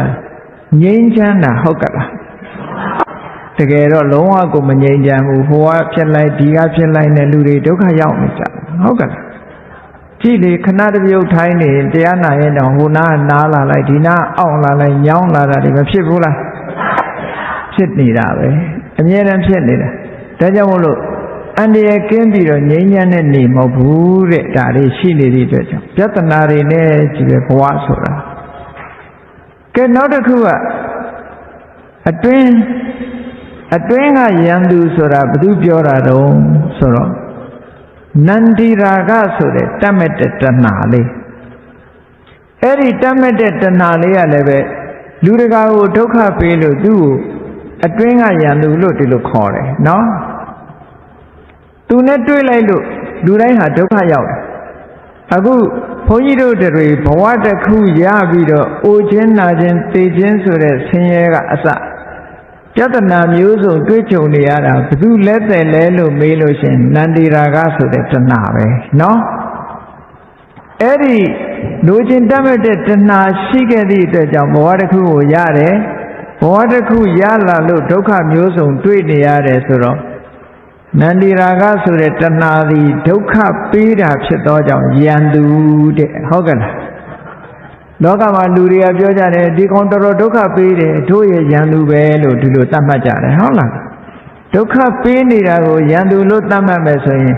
ဘ ဝမှာဒုက္ခအပေးဆုံးကဘယ်သူတုံးဆိုရင်နန္ဒီရာဂလို့ဆိုတဲ့အာယုန်တွေပေါ်မှာတွေ့တာပြီးတော့နှစ်သက်တတ်တဲ့သဘာဝတရားကိုပြောတာဒါတကယ်ရန်သူအစ်စ်ဒီပြင်လူလိုက်လက်ညှိုးမထိုးနဲ့တကယ်ရန်သူအစ်စ်ကဒါဟုတ်ကဲ့လားတို့တွေဟာတပြေးပြေးအိုးလာတာဘသူချောင်းလုံးဆိုရင်သူ့ချောင်းပဲသူလုံးလိုက်တာတွေကပြဿနာကြီးပဲသူဖန်တီးလိုက်သည့်အတွက်ကြောင့်ဟောတပြေးပြေးအိုးလာတယ်တပြေးပြေးနာတယ်နောက်ဆုံးတည်သွားပြန်ပြီလွတ်သွားလားမလွတ်သေးဘူးနောက်ဘဝတစ်ခါဆက်ပြန်တယ်အိုးလိုက်နားလိုက်တည်လိုက်နဲ့ဒီလိုသွားတယ်ဒါကြောင့်မလို့သူ့ကိုအတွင်းရံလို့ဒီလိုပြောတာနန္ဒီဆိုတာအတွင်းရံအဲ့ဒီနန္ဒီဆိုတဲ့အတွင်းရံကိုလည်းပဲဝိပဿနာဉာဏ်နဲ့ရှုမြင်နိုင်အောင်ရှုမြင်ရမယ်သူ့ရဲ့ဒုက္ခပေးပုံကိုလည်းနားလည်ရမယ်တဲ့ဒါကြောင့်မို့လို့မြတ်စွာဘုရားကဓမ္မစကြာမှာလည်းဟောထားတယ်လေယာယံတနာနန္ဒီရာဂသဟကတတတ္တရာပိနန္တိနိဒုက္ခသမုဒယဒုက္ခဖြစ်စေတတ်တဲ့တရားလို့ဒီလိုဟောထားခဲ့တာဟုတ်ကဲ့လားအဲ့တော့ဒုက္ခပေးလို့ရှိရင်ယန္တုခေါ်မလားမိတ်ဆွေခေါ်မလားရန်သူပဲခေါ်ကိုသူပေးလိုက်တာတွေကကိုယ်မှာဒုက္ခတွေကြီးပဲအဲတော့တိတ်ဒုက္ခပေးတဲ့အကောင်ဆိုပြီးတော့လူတွေကဒီကောင်ကတော့တို့ကိုတိတ်ဒုက္ခပေးတာပဲလို့ဆိုပြီးတော့မုန်းနေကြတယ်တကယ်ဒုက္ခပေးနေတာကအဲ့ဒီလူဒုက္ခပေးတာတဲ့ပိုဒုက္ခပေးနိုင်တာကကိုယ့်ရဲ့အတွင်းထဲမှာဖြစ်တဲ့အာယုန်တွေပေါ်မှာတတ်မဲ့တဲ့တဏှာရာကပိုဒုက္ခပေးတယ်လို့ဒီလိုမှတ်ရမယ်နော်ဒီနန္ဒီဆိုတဲ့နန္ဒီရာဂဆိုတဲ့ယန္တုရှိနေသည့်အတွက်ကြောင့်ဒီဘက်ကြီးကမငြိမ်းချမ်းဘူးဘယ်လိုမှငြိမ်းချမ်းအောင်တိဆောက်လို့မရဘူးဒါဖြင့်ကောင်းပြီတခြားပြဿနာတွေဘာတွေရှိသေးတော့ဆိုဒီဘက်ကမ်းမှာ6အိမ်စုရွာရှိသေးတယ်ဘုန်းကြီးတို့တွေမှာ6အိမ်စုရွာကလေးထဲမှာနေကြ6အိမ်စုရွာဆိုတာတခြားကိုပြောတာမဟုတ်ဘူးတဲ့မြတ်စွာဘုရားသက္ခုသောတာခာနစီဝါကာယမနလို့ဆိုတဲ့အစ္ဆတိကာယရဏ6ပါးကိုပြောတာကဲဘုန်းကြီးတို့တွေမှာမျက်စိပါတယ်နားပါတယ်နှာခေါင်းပါတယ်လျှာပါတယ်ကိုယ်ပါတယ်စိတ်ပါတယ်ဟုတ်ကဲ့လားမျက်စိပါလိုက်သည့်အတွက်ကြောင့်မြင်စရာအာယုန်တွေကိုမမြင်ဘူးလားနားပါသည့်အတွက်ကြောင့်ကြားစရာတွေကြားရတယ်ကြားရတဲ့အသံတွေကိုကြားရတယ်နှာခေါင်းပါသည့်အတွက်ကြောင့်အနတ်တွေကိုရတယ်လျှာပါသည့်အတွက်ကြောင့်အရသာနော်ခန္ဓာကိုယ်ပါသည့်အတွက်ကြောင့်အထီးတွေ့တယ်စိတ်ပါသည့်အတွက်ကြောင့်အခြားအာယုန်တွေစိတ်ကူးစိတ်သန်းတွေကိုရယူနိုင်တယ်ဆိုဟောဒီ6ခုဟာ6အိမ်စုရွာကလေးလိုပဲတစ်ခုနဲ့တစ်ခုမတူဘူး6အိမ်စုရွာကလေးဒီ6အိမ်စုရွာလေးကိုတကယ်လေးလာကြည့်လိုက်မယ်ဆိုလို့ချင်းအနှစ်သာရလိုက်ရှာကြည့်လိုက်လို့ချင်းဘာမှမရှိဘူးမျက်စိထဲမှာအနှစ်သာရရှာကြည့်တဲ့ဘာမှမရှိဘူးခိုင်မာတာလည်းတစ်ခုမှမရှိဘူးမြဲတာလည်းတစ်ခုမှမရှိဘူးဘာဖြစ်လို့လဲဆိုသက္ခုပတာရဆိုတာရုပ်10မျိုးနဲ့ဖွဲ့ထားတာဘာနဲ့ဖွဲ့ထားတော့ဆိုခုနကမွေကြီးလေးကောင်လို့ခေါ်တဲ့ဓာတ်ကြီးလေးပါပါတယ်နော်အစိတ်ပြင်းတဲ့မွေကြီးလေးကောင်ပါတယ်နောက်အစင်းဆိုတဲ့အာယုန်တစ်ခုပါတယ်အနတ်ဆိုတာပါတယ်အရသာဆိုတာပါတယ်ဩဇာဓာတ်ဆိုတာပါတယ်8ခုအဲ့ဒီ8ခုမှာစောင့်ရှောက်တတ်တဲ့ဇီဝဓာတ်ဆိုတာပါတယ်အဲ့ဒီထဲမှာသက္ခုပတာရအယိတ်လာထင်တဲ့မျက်လုံးအကြည်ကလေးဆိုတာပါတယ်အဲ့ဒီမျက်လုံးအကြည်ကလေးနဲ့အာလုံးကြံတဲ့ရုပ်9ခုပေါင်းပြီးတော့မှမျက်လုံးဆိုတာလေးကိုသတ်မှတ်ထားတာနော်အဲ့ဒီဟာကဘာကြောင့်ဖြစ်တုံဆိုလို့ရှိရင်သက္ခုပတာရယုတ်ကလေးကကန့်ညောင်ဖြစ်တာသူနဲ့ရှင်တွဲနေတာတွေကလည်းကန့်ညောင်ဖြစ်တာကံတရားကြောင့်ဖြစ်လာပြီမဲ့လို့ဥဒုကထောက်ပံ့ပေးထားတယ်အာဟာရကထောက်ပံ့ပေးထားတယ်စိတ်ဓာတ်ကပံ့ပိုးပေးရတယ်ဟောကံစိတ်ဥဒုအာဟာရဆိုတာအကြောင်း၄ပါးကနေပြီးတော့ထောက်ပံ့ပေးထားလို့သူကယက်တည်နိုင်တာတဲ့အကြောင်း၄ပါးပြိုကွဲသွားတာနဲ့တပြိုင်နက်သူလည်းပြိုကွဲသွားမှာအထက်ထဲဝင်းရှာကြည့်လို့ရှိရင်မျက်စိထဲမှာအနှစ်သာရရှိပြီးတော့ခိုင်မာတယ်ဆိုတာတစ်ခုမှမရှိဘူးတဲ့ဟုတ်ကဲ့လားဒါကြောင့်မို့လို့6အိမ်စုရွာလေးကဘယ်ဘက်ကကြည့်ကြည့်ဒီအထဲမှာဘာမှအနှစ်မရှိဘူးအိမ်တွေကအခေါင်းကြီးပဲလို့ဒီလိုပြောတာနော်မျက်စိနာနာလျှာကိုယ်ဆိုတဲ့6အိမ်စုရွာဘုန်းကြီးတို့တွေမှာမရှိဘူးလား ရှိနေတယ်ကဲဒီ6အိမ်စုရွာကိုဝင်ပြီးတော့မကြာခဏဒုက္ခပေးနေတဲ့ဓမြ6ယောက်ကရှိသေးတယ်အဲ့ဒီဓမြ6ယောက်ကဘာတော့ဆိုလို့ရှိရင်ရူပယုံတတ္တယုံကဏ္ဍယုံရတ္တယုံဖုဒ္ဓဘာယုံဓမ္မယုံလို့ဆိုတဲ့အာယုံ6ပါးနော်ကြည့်မျက်စိကနေပြီးတော့ရူပယုံကဝင်မလာဘူးလားအေးမျက်စိဆိုတဲ့မျက်စိကနေပြီးတော့ဖွင့်လိုက်တာနဲ့တပြိုင်တည်းမြင်စရာအာယုံတစ်ခုကိုမြင်တယ်နှစ်သက်စရာအာယုံဆိုရင်လောဘဖြစ်လိုက်တယ်မနှစ်သက်စရာအာယုံဆိုရင်ဒေါသဖြစ်လိုက်တယ်ဟောမျက်စိထဲမှာလောဘဖြစ်လိုက်ဒေါသဖြစ်လိုက်ဆိုတော့အသိပညာလို့ဆိုတဲ့ယရနာတွေကိုလူရဲ့တိုက်ခိုက်တာနဲ့အတိတ်ပဲမတူဘူးလားခန္ဓာကိုယ်ထဲမှာရှိရတဲ့မျက်စိကနေလှတဲ့အာယုံကိုမြင်ပြီးတော့လိုချင်တဲ့စိတ်တွေဖြစ်ရင်လောဘဖြစ်သွားပြီလောဘဖြစ်တယ်ဆိုတဲ့အတိတ်ပဲကအသိပညာကိုဖြည့်ဆည်းပြလိုက်တာနဲ့တူတူပဲတဲ့ဟုတ်ကဲ့လားတန်ဖိုးရှိတာတွေဟာအလူရဲ့ခန်းနေရတယ်ဘယ်သူကလာလူတာတော့ဆိုရင်ဟောရူပယုံနဲ့တွေ့လို့ရူပယုံကနေလာလူသွားတယ်ဆိုတဲ့အထိပ္ပယ်ပဲလူတွေရဲ့စိတ်ကအာယုံနောက်လိုက်တာမဟုတ်လားအာယုံနောက်လိုက်တဲ့အတွက်ကြောင့်လှပတဲ့အာယုံနောက်ကြောင့်ဒေါသဖြစ်သွားတဲ့အတွက်ကြောင့်ထိုအာယုံရဲ့သဘာဝကိုသိသေးလားထိုအာယုံရဲ့သဘာဝအမှန်ကိုမသိလိုက်တာဟာပညာဆုံးရှုံးသွားတာလို့ခေါ်တယ်ထိုအာယုံလေးပေါ်မှာစိတ်တည်ကြည်အောင်မလုပ်နိုင်တာသဘာဝကိုသိအောင်ဒီတတိလေးနဲ့စူးစိုက်မထားနိုင်တာဒါတတိဆုံးရှုံးသွားတယ်လို့ခေါ်တယ်နော်လောဘဖြစ်လိုက်တာနဲ့တပြိုင်နက်ထိုအာယုံရဲ့တိုက်ခိုက်မှုကိုခံလိုက်ရပြီဒေါသဖြစ်တာနဲ့တပြိုင်နက်ထိုအာယုံရဲ့တိုက်ခိုက်မှုကိုခံရကဲအကျမ်းမြင့်ပြောရလို့ရှိရင်ဘုန်းကြီးတို့တွေမျက်လုံးလေးဖွင့်လိုက်တာနဲ့မြင်စရာအာယုံကိုမမြင်ဘူးလားမြင်လိုက်တဲ့အခါမှာနှစ်သက်စရာအာယုံဆိုရင်လိုချင်တဲ့စိတ်မပေါ်ဘူးလားအေးအဲ့ဒါဟာလူဆိုးဓမြရဲ့ဓမြအတိုက်ခံရတာလို့ခေါ်တယ်တဲ့ဘာဖြစ်လို့လဲဆိုရင်ကိုယ်တဏ္ဍာမှာအမတန်တန်ဖိုးရှိတဲ့အချိန်ပိုင်းလေးတွေဟာလောဘဖြစ်လိုက်တဲ့အချိန်မှာဟောကုသိုလ်တွေလုံးဝပျက်စီးသွားတယ်နော်ကုသိုလ်တွေမဖြစ်နိုင်မနဲ့အကုသိုလ်တွေဖြစ်သွားကိုမကြိုက်တဲ့အနိဋ္ဌာယုံလေးကိုကြည့်ပြီးတော့ဒေါသဖြစ်မသွားဘူးလားဖြစ်သွားလိုက်တာနဲ့တကယ်နဲ့ကိုယ်တဏ္ဍာထဲမှာဘာတွေပျက်စီးသွားတော့ဆိုအသိဉာဏ်တွေပျက်စီးသွားပြီတတိတွေပျက်စီးသွားတယ်ဟုတ်ကဲ့လားတန်ဖိုးရှိတာတွေအာယုံကိုအမှန်တိုင်းသိရမယ်အစားလောဘကဖြစ်သွားတယ်ဒေါသဖြစ်သွားတယ်ဆိုတော့ပစ္စည်းကိုလူယူသွားတာနဲ့မတူဘူးလားမတူတယ်ဒါကြောင့်မို့လို့ဓမြ6ယောက်ကလည်းဒီရွာထဲကိုခဏခဏဝင်ပြီးတော့မွေးနေတယ်ဆိုတာအဲ့ဒါပြောတာနော်ตายရတဲ့အတန်လေးဟောနားကနေဝင်လာတယ်လောဘဖြစ်လိုက်တယ်ဒေါသဖြစ်လိုက်တယ်မွေးကြိုင်တဲ့အနံ့ကလေးလောဘဖြစ်လိုက်တယ်နံစော်တဲ့အနံ့ကြတော့ဒေါသဖြစ်လိုက်တယ်ကောင်းတဲ့အရာသာကြလောဘဖြစ်လိုက်တယ်မကောင်းတဲ့အရာသာကြဒေါသဖြစ်လိုက်တယ်ဟောလူတွေရဲ့တဏ္ဍာမှာကြည့်လောဘဖြစ်လိုက်ဒေါသဖြစ်လိုက်တိုင်းမှာတတ္တာတို့ဝီရိယတို့တတိတို့ပညာတို့ဆုံးရှုံးမသွားဘူးလားအဲ့ဒါဓမြဝင်တိုက်တာနဲ့တူတူပဲပေါ့မတိမသာဆိုလို့ရှိရင်ခုခေတ်ကဘယ်လိုခေါ်အနုချမ်းစည်းတယ်ခေါ်တာမဟုတ်လားနော်အနုလဲအနုချမ်းလဲချမ်းတယ်ပေါ့နော်ကိုယ်တဏ္ဍာမှာရှိတာတွေအကုန်ပါပြီးတော့သွားတယ်ဒါကြောင့်မို့လို့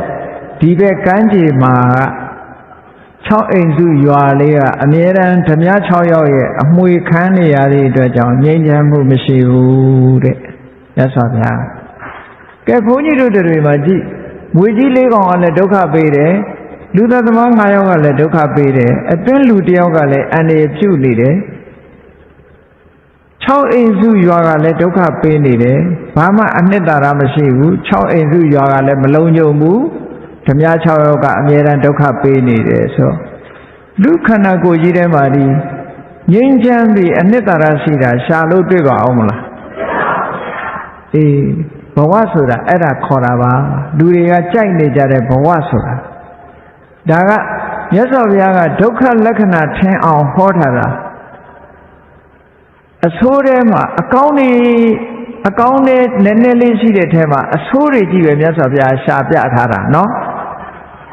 လူတွေကအဆိုးကိုမတွေးချင်ဘူးအကောင်းလေးပဲတွေးချင်တယ်အဆိုးဆိုမစင်စားချင်ဘူးလေမသိချင်ဘူးမသိကြိုးကြုံပြုတဲ့အလေးထားရှိတယ်အဆိုးကိုအဆိုးလို့မြင်ရမယ်အကောင်းကိုအကောင်းလို့မြင်ရမယ်ဟုတ်ကဲ့လား အမှန်တိုင်းမြင်တာဟာယထာဘူတသတ္တနာလို့ခေါ်တယ်ယထာဘူတညာနာတတနာအမှန်တိုင်းသိတယ်အမှန်တိုင်းမြင်တယ်အဲ့ဒါယထာဘူတညာနာတတနာရှိဖို့သိအရေးကြီးတာအဲ့ဒါလို့မမြင်နိုင်တော့ဘူးဆိုလို့ရှိရင်ခုနကအလူရဲ့ခံလိုက်ရတာပဲလို့မှတ်ရမယ်ကဲဒီဘဝဒီခန္ဓာကိုယ်ဒီတန်တရားကြီးထဲမှာအခုလိုအခြေအနေဇိုးတွေနဲ့ကြုံတွေ့နေသည့်အတွက်ကြောင့်ဒီဘက်ကန်းကတော့မငြိမ်းချမ်းဘူးဟိုဘက်ကန်းကငြိမ်းချမ်းတယ်ဆိုတဲ့ဟိုဘက်ကန်းကိုတို့သွားမယ်ဘယ်လိုလုပ်သွားကြမလဲလှေလည်းမရှိဘူးတက်လည်းမရှိဘူးယထာတရားလည်းမရှိဘူးတဲ့ဒီဘက်ကန်းခြားထဲမှာအင်မတန်ရေပြင်ကြီးကအကျယ်ကြီးကခြားထားတယ်ဟိုဘက်ကန်းနဲ့ဒီဘက်ကန်းဆိုလိုတာကနိဗ္ဗာန်ကအလှမ်းဝေးနေတယ်ဟုတ်ကဲ့အဲ့တော့ရေပြင်ကြီးဆိုတာဘယ်သူကိုပြောတာတော့ဆိုဩဃ၄ပါးကိုပြောတာဩဃဆိုတဲ့အဓိပ္ပာယ်ကဒီတောင်ကျရေတွေလိုရေပြင်ကြီးလွှမ်းပြီးတော့ဟာလာမကြခင်တုန်းကဖြစ်တဲ့ဒီမုန်တိုင်းတိုက်ပြီးတော့ရေလုံးကြီးတွေလှိုင်းလုံးကြီးတွေတက်လာတာတို့ဟိုလွန်ခဲ့တဲ့နှစ်တုန်းကဆူနာမီဆိုတာကြားဘူးလိုက်ကြလိမ့်မယ်နော်ဒီလှိုင်းကြီးတွေတက်လာတာတို့အဲ့ဒါလို့အလွန်ပြင်းထန်ပြီးတော့စီးအားပြင်းနဲ့အကုန်လုံးလွှမ်းမိုးပြီးတော့သွားနိုင်တဲ့ဒီရေကိုဩဃလို့ခေါ်တယ်အဲ့ဒီဩဃလို့ပဲလူရဲ့စိတ်ကိုလွှမ်းမိုးနေတာ၄မျိုးရှိတယ်တဲ့ရေပြင်းကြီးလို့ပဲကူးရခက်တယ်ဟိုဘက်ကိုဖြတ်ကျော်ဖို့အလွန်ခက်တယ်အဲ့ဒီ၄မျိုးကဘာလို့ဆိုရင်ကာမဩဃ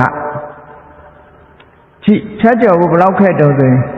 လူတွေမှာနေစဉ်နဲ့အမျှဘာတွေစိတ်ဝင်စားနေတော့ဆိုမျက်စိကမြင်ရတဲ့အဆင်းအာယုံကိုစိတ်ဝင်စားတယ်ဒါကြောင့်မို့ကောင်းတာလေးမြင်နေတယ်ကောင်းတာချစ်ခြင်းတယ်ဟုတ်ကလား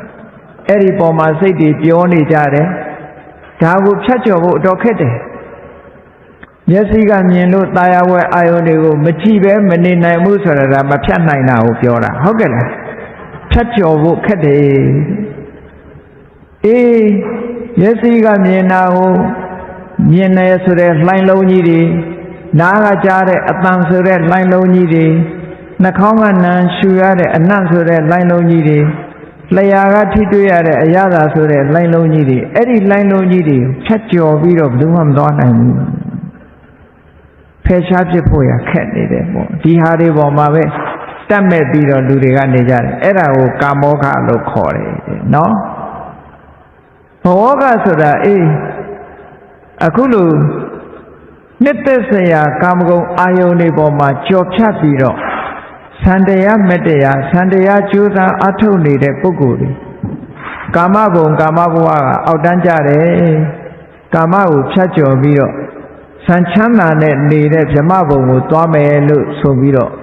တရားသူတရားမြတ်သံတရားတွေရသွားတဲ့ပုဂ္ဂိုလ်ကြတော့ဘယ်သူကလွှမ်းမိုးနေကြတော့ဆိုတော့ဘောဃဆိုတဲ့တဏှာတစ်ခုကတခါလွှမ်းမိုးပြန်တယ်သူတို့ဘဝဟာအကောင်းဆုံးပဲလို့ဒီလိုထင်ပြီးတော့အဲ့ဒီဘဝကိုတစ်ခါမဖြတ်ကျော်နိုင်ပြန်ဘူးဟုတ်ကဲ့လားဒါလည်းလှိုင်းလုံးကြီးတစ်ခုပဲနောက်တစ်ခါကျတော့ဒိဋ္ဌောကဆိုတာအယူဝါဒမှားယွင်းမှုဒါကလည်းစိတ်လေသူ့အမြင်ကိုယ့်အမြင်လူတွေကစွန့်နိုင်ခဲ့တယ်ဘာသာတရားနဲ့ပတ်သက်လာလို့ရှိရင်လည်းဒီဘာသာတရားမှန်တယ်ဟိုဘာသာတရားကမမှန်ဘူးစသဖြင့်အယူဝါဒရေးရနဲ့ပတ်သက်လာလို့ရှိရင်လည်းလူတွေမှာလှိုင်းလုံးကြီးအဖိခံနေရတယ်ဖြတ်ကျော်ဖို့တော်တော်ခက်တယ်ပေါ့အဲ့ဒါကိုဒိဋ္ဌောကလို့ခေါ်တယ်အဝိဇ္ဇောကဆိုတာဘာလို့တဲ့နဲ့ဘာမလို့တဲ့ဘူးဆိုတာကိုမမြင်နိုင်တာမမြင်နိုင်အောင်အမှောင်ကြီးကြအဲ့ဒီလိုအမှောင်ကြီးကြအောင်ဖုံးထားတဲ့အဝိဇ္ဇောကဆိုတဲ့လှိုင်းလုံးကြီးအဲ့ဒီလှိုင်းကြီးတွေဟာဖြတ်ကျော်ဖို့အလွန်ခက်တယ်ရေပြင်ထဲမှာရေစည်းတန်နေတဲ့ဒီလှိုင်းကြီးတွေလိုပဲအခုပြောခဲ့တဲ့တဏှာဆိုတဲ့ဒီလှိုင်းကြီးရဲ့အယူဝါဒမိစ္ဆာဒိဋ္ဌိဆိုတဲ့ဒီလှိုင်းကြီးရဲ့မောဟအဝိဇ္ဇာလို့ဆိုတဲ့ဒီလှိုင်းကြီးတွေအဲ့ဒါကြီးကတကယ်ရေပြင်ကြီးပဲတဲ့တန်တရားနဲ့နိဗ္ဗာန်ကိုခြားကွယ်ထားနိဗ္ဗာန်ကူးခြင်းဒါကြီးတွေကိုမကြော်ဖြတ်နိုင်ရင်ဘယ်သူမှမရတပည့်တော်တို့ဒီကုသိုလ်ကောင်းမှုပြုပြီးတော့နိဗ္ဗာန်ချမ်းသာကိုရရပါလို့ဤလို့ဆိုရုံနဲ့မရဘူးဟုတ်ကဲ့လားဒီလိုင်းကြီးတွေကိုမဖြတ်ကျော်နိုင်ရင်ငြိမ်းချမ်းတဲ့ဟိုဘက်ကံမရောက်ဘူးဟုတ်ကဲ့လားဒါကြောင့်မို့လို့အခုလည်းပဲမြတ်စွာဘုရားကအေးဟိုဘက်ကံဖြတ်ချင်လို့ရှိရင်ဒီလိုင်းကြီးတွေကိုပယ်ရမယ် ကဲအဲ့တော့သဘောပေါက်ပြီလားတို့နိဗ္ဗာန်ကိုရကြတယ်ဆိုရင်တွေ့တာစရာအာယုန်ဒီပေါ်မှာအတွေ့အတာဖြတ်ဖို့လိုတယ်မှန်ကန်တဲ့အယူဆတရားကိုသာယူဆဖို့လိုတယ်ဘာလို့တဲ့နဲ့ဘာမလို့တဲ့ဘူးဆိုတာကိုသိတဲ့အသိဉာဏ်ရှိဖို့လိုတယ်အဲ့ဒါမှမရှိဘူးဆိုလို့ရှိရင်ဟိုဘက်ကန်းကိုမရောက်နိုင်ဘူးလို့ဒါပြောတာနော်ကောင်းပြီဒီရေပြင်ကြီးကိုဖြတ်ကြမယ်ဘာနဲ့ဖြတ်မှာတော့လှေမရှိဘူးတဲ့ဖောင်မရှိဘူးသင်္ဘောမရှိဘူးတရားကူးထားတာမရှိဘူးတဲ့ဘာနဲ့ဖြတ်မလို့ဆိုတော့မြတ်စွာဘုရားကကိုယ်တန်တာမှာမဂ္ဂင်၈ပါးဆိုတဲ့အကျင့်တရားကိုထူထောင်ရမယ်မဂ္ဂင်၈ပါးဆိုတာအစဉ်တိုင်းမပြောဘဲနဲ့ပြောမှဆိုင်ကြည့်ကိုချင်းတရား၃မျိုးပထမတိဆောက်သမ္မာဝါစာပြောမယ်ဆိုလို့ရှိရင်ဘယ်တော့မှလိမ်မပြောနဲ့မှန်တာကိုပဲပြောရမယ်လိမ်တာကိုရှောင်ရမယ်နော်လိမ်မပြောနဲ့တယောက်နဲ့တယောက်ဘုံမတိုက်နဲ့နောက်ပြီးတော့ဆဲရီတိုင်းထွာတဲ့စကားမျိုးတွေမပြောနဲ့အကျိုးမရှိတဲ့စကားတွေကိုမပြောနဲ့အဲ့ဒီ၄ခုလုံလို့ရှိရင်မှန်တာကိုပဲပြောတယ်အကျိုးရှိတာကိုပဲပြောတယ်ချိုးသားတဲ့စကားကိုပဲပြောတယ်တယောက်နဲ့တယောက်တက်အောင်စိတ်ဆက်ပေးတယ်ဆိုရင်သမ္မာဝါစာဖြစ်တယ်အဲ့ဒီကိုချင်းတရားကိုအရင်ထူထောင်ရမယ်တဲ့ကဲဒီရတဲ့မှာဒါတွေကလွယ်သလားခက်သလားစဉ်းစားကြည့်နော်လောကလူတွေဟာမှန်ကန်သောစကားတွေပြောတဲ့သမ္မာဝါစာနဲ့ပြည့်စုံသလားသို့မဟုတ်ခုနပြောတဲ့ဟာတွေလုံနေကြသလားလိမ်ပြောတတ်သလားဆဲတတ်သလားနော်ခုံးတိုက်တတ်သလားအကျိုးမရှိတဲ့စကားတွေပြောသလားပြောတဲ့လူများသလားမများဘူးလားစဉ်းစားကြည့်များတယ်မဟုတ်လားလိမ်ပြောတဲ့လူကလည်းများတယ်ဆဲတဲ့လူလည်းများတယ်ခုံးတိုက်တဲ့လူလည်းများတယ်နော်အကျိုးမရှိတဲ့စကားတွေကိုထိုင်ပြောနေတဲ့ပုဂ္ဂိုလ်တွေများတယ်ဆိုကဲဒီ၄ခုကိုရှောင်ပြီးတော့မှန်တာတွေကြီးပဲပြောမယ်အကျိုးရှိတာတွေကြီးပဲပြောမယ်ဆဲရေးတိုင်းထွားတာမလုပ်ဘူးနူးညံ့သိမ်မွေးတဲ့စကားကိုပဲပြောမယ်ခုံးမတိုက်ဘူးဆိုတဲ့ဒီလောက်ရက်တွေဟာမိမိကိုယ်တိုင်လည်းချမ်းသာမယ်ကိုယ့်ရဲ့ပတ်ဝန်းကျင်လည်းချမ်းသာလိမ်ပြောတဲ့လူတယောက်ပါလာလို့ရှိရင်တယောက်နဲ့တယောက်မတည့်တာတွေဖြစ်မလာဘူးလားဖြစ်လာနိုင်တယ်ဆဲရေးတိုင်းထွားတဲ့လူပေါ်လာရင်နားထောင်ရတဲ့လူကစိတ်ချမ်းသာသလားစိတ်ဆင်းရဲလားဟောဒီသမ္မာဝါစာ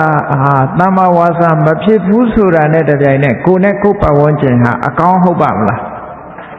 ကိုယ်နဲ့ကိုယ်ပတ်ဝန်းကျင်ကိုပထမငြိမ်းချမ်းအောင်မတီးဆောက်နိုင်ဘူးဆိုလို့ရှိရင်ငြိမ်းချမ်းတဲ့နေမြေဆိုတာရောက်နိုင်ပါမလားမရောက်နိုင်ဘူးဒါကြောင့်မို့လို့ကိုချင်းသီလထဲမှာပထမဆုံးနှုတ်ကိုစောင့်ပြီးဖို့ဆိုတာအရေးကြီးတယ်တဲ့နောက်ပြီးတဲ့အခါကျတော့တမ္မံကမ္မန္တမှန်ကန်တဲ့လောက်ရကိုလောက်ဆိုသူများအသက်ကိုမတတ်ဘူးသူများဥစ္စာမခိုးဘူးသူတစ်ပါးသားမရမစော်ကားဘူးဟောကြည့်သူများအသက်တတ်နေတဲ့ပုဂ္ဂိုလ်တွေရှိနေလို့ရှိရင်ငြိမ်းချမ်းသလားချမ်းအေးချမ်းသလားဆင်းရဲသလားဆင်းရဲတယ်လူတွေကြောက်ရွံ့ပြီးတော့မနေရဘူးလားနေရတယ်သူများဥစ္စာခိုးတယ်ဆိုတဲ့ပုဂ္ဂိုလ်တွေရှိနေလို့ရှိရင်လူတွေဟာစိတ်ချမ်းသာသလားစိတ်ဆင်းရဲလားဆင်းရဲရတယ်သူတစ်ပါးသားမယားစော်ကားနေတယ်ဆိုရင်စိတ်ဆင်းရဲသလားစိတ်ချမ်းသာမလားအေးဒီလိုစိတ်ဆင်းရဲတဲ့အလုပ်မျိုးတွေကနေရှောင်ပြီးတော့သူများတဲ့ကိုမတတ်ဘူးမတတ်ရုံနဲ့မကဘူးမေတ္တာဘာဝနာထားတယ်ကရုဏာထားတယ်ဟောသူများတဲ့ကိုမတတ်ရုံနဲ့မကဘူးမေတ္တာထားတယ်ကရုဏာထားတယ်တူတူကူညီတယ်ဟောငြိမ်းချမ်းသွားကိုယ်လည်းငြိမ်းချမ်းကိုယ့်ရဲ့ပတ်ဝန်းကျင်လည်းငြိမ်းချမ်းအဒိဏဒါနသူများဥစ္စာမခိုးဘူးဆိုလုံခြုံနေတာစိတ်ချဘယ်သူမှတောခပြီးသိမ့်เสียမလို့ကိုယ်သူများဥစ္စာဆိုရင်ဘယ်တော့မှမခိုးဘူးစင်စင်ကြဲကြဲနေကြတယ်ဟောလောကကြီးမငြိမ်းချမ်းဘူးလားအေးအဲ့ဒီငြိမ်းချမ်းမှုကိုအခြေခံပြီးတော့တည်ဆောက်နိုင်မှခြံတဲ့အဖြစ်မြင့်တဲ့တရားတွေဆိုတာဖြစ်နိုင်တယ်မငြိမ်းချမ်းမဲ့နဲ့တထိတ်တလန့်လန့်နေရတဲ့ပုဂ္ဂိုလ်ရဲ့ဘဝမှာဘယ်လိုလုပ်တရားထုတရားပြရနိုင်မလို့မရနိုင်ဘူးတဲ့ဒါကြောင့်မို့သမ္မာကမ္မန္တမှန်ကန်တဲ့လောက်ရရှိရမယ်သမ္မာအာဇီဝလူတွေဟာနေ့စဉ်နဲ့မျှအသက်မွေးဝမ်းကြောင်းလုပ်နေရတယ်အသက်မွေးဝမ်းကြောင်းလုပ်တဲ့အခါမှာသူများအသက်ကိုတတ်ပြီးအသက်မမွေးရဘူးသူများဥစ္စာကိုခိုးပြီးအသက်မမွေးရဘူးသူတစ်ပါးသားမယားပြစ်မှားပြီးအသက်မွေးမှုနဲ့ပတ်သက်လာရင်မိစ္ဆာအာဇီဝဖြစ်တယ် ရိဏဒါနသူရပစ္စည်းခိုးတယ်မုံလို့ခိုးတယ်ဒုစရိုက်မဟုတ်ဘူးကိုယ့်အတွက်သုံးညင်လို့ခိုးတယ်အသက်မွေးမှုကြောင့်ခိုးတယ်ဟောဒါကြလို့ရှိရင်တော့မိစ္ဆာအာဇီဝဖြစ်တယ်သူတစ်ပါးတမယာပြင်းမာတာလည်းပဲကိုယ်စိတ်ဆန္ဒအရာပြင်းမာလို့ရှိရင်ဒုစရိုက်ပဲဖြစ်တယ်တရားယောကနေပတ်စံပေးပြီးတော့ဘုသူ့ကိုစော်ကားပါပြင်းမာပါပတ်စံပေးလို့တွားလောက်တာဆိုလို့ရှိရင်မိစ္ဆာအာဇီဝဖြစ်တယ်ထို့တူပဲလိန်နာတို့ဆဲတာတို့ပတ်စံပေးပြီးမင်းဘသူသွားဆဲလိုက်စမ်းလို့ပြောရင်မိစ္ဆာအာဇီဝဟုတ်ကဲ့ဘသူတွေနှစ်ယောက်မတည့်အောင်သွားလှုပ်ဆန်းပတ်စံပေးခိုင်းလိုက်တယ်မိစ္ဆာအာဇီဝအကျိုးမရှိတဲ့စကားတွေပြောပြီးတော့အချိန်ဖြုံးခိုင်းလိုက်တယ်ဟောမိစ္ဆာအာဇီဝဝစီတုစရိုက်၄ပါးနဲ့ကာယတုစရိုက်၃ပါးကိုအသက်မွေးမှုအတွက်သုံးချမယ်ဆိုရင်မိစ္ဆာအာဇီဝဖြစ်တယ်လို့ဒီလိုမှတ်ကဲလူလောကကြီးမှာဟောဒီကိုချင်းတရား၃ခုအပြောနဲ့လည်းဒီမှန်ကန်တဲ့အပြောကိုပြောမယ်လောက်ရကလည်းမှန်ကန်တယ်အသက်မွေးမှုလည်းမှန်ကန်တယ်ဆိုတာနဲ့တည်းမဲ့လူလောကကြီးကအတော်ငြိမ်းချမ်းမသွားဘူးလားအေးမြတ်စွာဘုရားကငြိမ်းချမ်းတဲ့နေမြေကိုဟိုဘက်ကန်းကိုဟိုဘက်ကန်းကငြိမ်းတယ်ဆိုလို့ဟိုဘက်ကန်းကိုခူးချင်လို့ရှိရင်ဒီဘက်ကန်းမှာစပြီးတိဆောက်ရမှာကဒီဟာတွေပါတဲ့ကိုချင်းတရားကိုစပြီးတော့လုပ်ပါလုပ်ပြီးရင်နောက်တစ်ခုဆက်ရမှာကဘာလို့ဆိုသမ္မာဒိဋ္ဌိအမှန်တိုင်းမြင်ရမယ်သဘာဝကိုအရှိကိုအရှိတိုင်းတကယ်အဖြစ်ကိုအဖြစ်တိုင်းမြင်ရမယ်သမ္မာသင်္ကပ္ပအတွေးမှန်ရမယ်သမ္မာဝါယာမမှန်ကန်သောကြိုးပမ်းအထောက်မှုရှိရမယ်သမ္မာတတိမှန်ကန်သောစိတ်ဆိုင်မှုရှိရမယ်သမ္မာသမာဓိမှန်ကန်သောစိတ်တည်ငြိမ်မှုရှိရမယ်ဆိုတဲ့မဂ်ခင်၅ပါးနဲ့ကပ္ပဋ္ဌာန်းအာယုန်တစ်ခုပေါ်မှာရှုမှတ်ပွားများလိုက်လို့ရှိရင်ပေါင်းလိုက်တဲ့အခါသီလရဲ့သမာဓိရဲ့ပညာရဲ့မဂ်ခင်၈ပါးမဖြစ်ဘူးလားအေးတရားအထုတ်တဲ့အခါမှာမဂ်ခင်၅ပါးကအလုံးလုံးတာခொနကသီလမဂ်ခင်ဆိုတဲ့သမ္မာဝါစာသမ္မာကမ္မန္တသမ္မာအာဇီဝတို့ကရှေ့ပိုင်းကနေပြီးတော့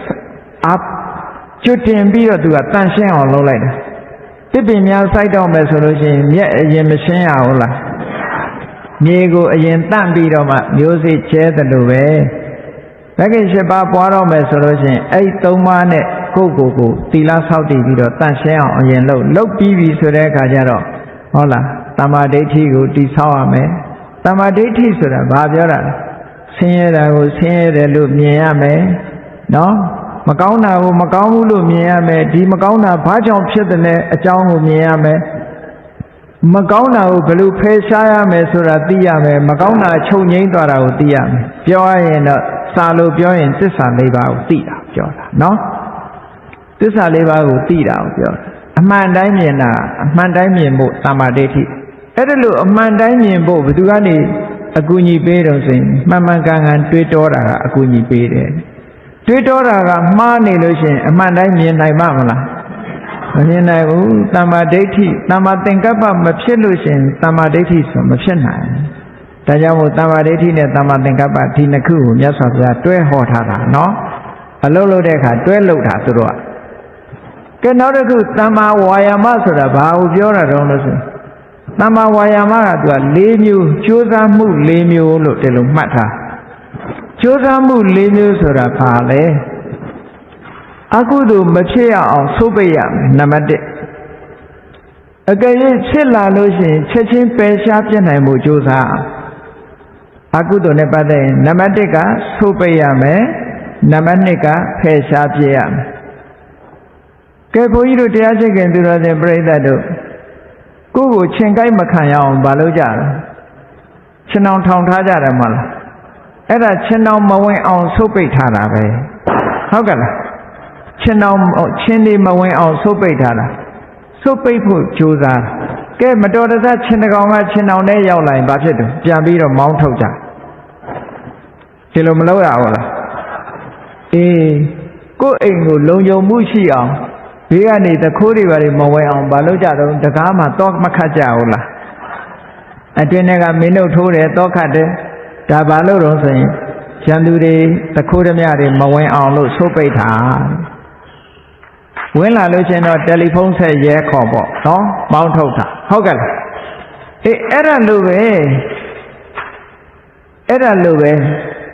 ကိုယ်စိတ်ထဲမှာဆိုပါစို့လူတွေမှာစိတ်ခဏခဏဆိုးတတ်တော့သိတယ်ပထမစိတ်မဆိုးအောင်လုပ်မယ်လို့ကိုဆိုးပိတ်ရဆိုးပိတ်ထားစိတ်ဓာတ်သွမ်းအားနဲ့ဆိုးပိတ်ထားစိတ်မဆိုးစေရဘူးစိတ်မဆိုးစေရဘူးကမတော်တဆတတိလက်လို့စိတ်ဆိုးသွားလို့ရှိရင်လည်းဒီဒေါသကိုဖယ်ထုတ်ပြရမယ်ဟုတ်ကဲ့အဲ့ဒါဟာတမ္မာဝါယာမဆိုတာအဲ့ဒါကိုပြောတာနော်တခြားသွားမတွေးနဲ့တို့လို့ရမယ်လို့ကစိတ်မဆိုးသေးလို့ရှိရင်မဆိုးအောင်ကိုယ့်ကိုထိမ့်မယ်စိတ်ဆိုးမိသွားလို့ရှိရင်ဖယ်ရှားဖြစ်ဖို့ရကြိုးစားရမယ်ဒါတမ္မာဝါယာမလို့ခေါ်တယ်ဒါမကောင်းတဲ့ဘက်ကကောင်းတဲ့ဘက်ကဘာလို့ဆိုရင်ကိုယ်တဏ္ဍာမှာမေတ္တာမတီးဆောက်ရသေးဘူးကိုယ့်ရဲ့နှလုံးသားထဲမှာတတ္တဝါတွေရဲ့အကျိုးလိုလားတဲ့စိတ်ကလေးမရှိသေးဘူးဆိုရင်ရှိအောင်လုပ်ရှိအောင်ကြိုးစားရှိလာပြီလို့ရှိရင်တိုးပွားအောင်လုပ်ဒါကကောင်းတဲ့ဘက်က2မျိုးအားလုံးပေါင်းလိုက်တဲ့အခါကျတော့တမ္မာဝါယာမသမ္ပပဋ္ဌာန်4မျိုးလို့ခေါ်တယ်တဲ့နော်ကြိုးစားမှုဟာ4ဘက်4ထံကကြိုးစားရမယ်တစ်မျိုးတည်းကြိုးစားတာမဟုတ်ဘူးမှန်ကန်သောကြိုးပမ်းအထောက်မှုဆိုတာတရားချက်ခင်သူတော်စင်ပြိဿတ်တို့လောက်အောင်အဲ့တိုင်လောက်ရမယ်အကုသိုလ်နဲ့ပတ်သက်လာရင်ဆုတ်ပိတ်ရမယ်ဖယ်ရှားပြရမယ်ကုသိုလ်နဲ့ပတ်သက်လာရင်တိဆောက်ရမယ်တိုးပွားအောင်လုပ်ရမယ်ဟောဒီ4မျိုးအဲ့ဒါကိုမဂ္ဂင်7ပါးထဲမှာလိုအပ်တဲ့အချက်တွေကတမ္မာဝါယာမသမ္မာတတိဆိုတာတော့အာယုံပေါ်မှာစိတ်ဆိုင်ထားဖို့လို့ဘယ်ပေါ်မှာစိတ်ဆိုင်မလို့ကိုယ့်ရဲ့ကာယပေါ်မှာစိတ်ဆိုင်မလားဟုတ်လားပျော်ရွှင်မှုဝမ်းနည်းမှုဝမ်းသာမှုဆိုတဲ့ခံစားချက်ပေါ်မှာစိတ်ဆိုင်မလားသို့မဟုတ်အသိစိတ်ကလေးပေါ်မှာစိတ်ဆိုင်မလားသို့မဟုတ်ကြံတဲ့သဘာဝတရားတွေပေါ်မှာစိတ်ဆိုင်မလားကာယ ानु ပဒနာဝေဒနာ ानु ပဒနာဓမ္မစိတ်တာ ानु ပဒနာဓမ္မာ ानु ပဒနာဆိုတဲ့တတိပဋ္ဌာန်တရား၄ပါးဟာစိတ်ဆိုင်ဖို့အတွက်မြတ်စွာဘုရားဟောထား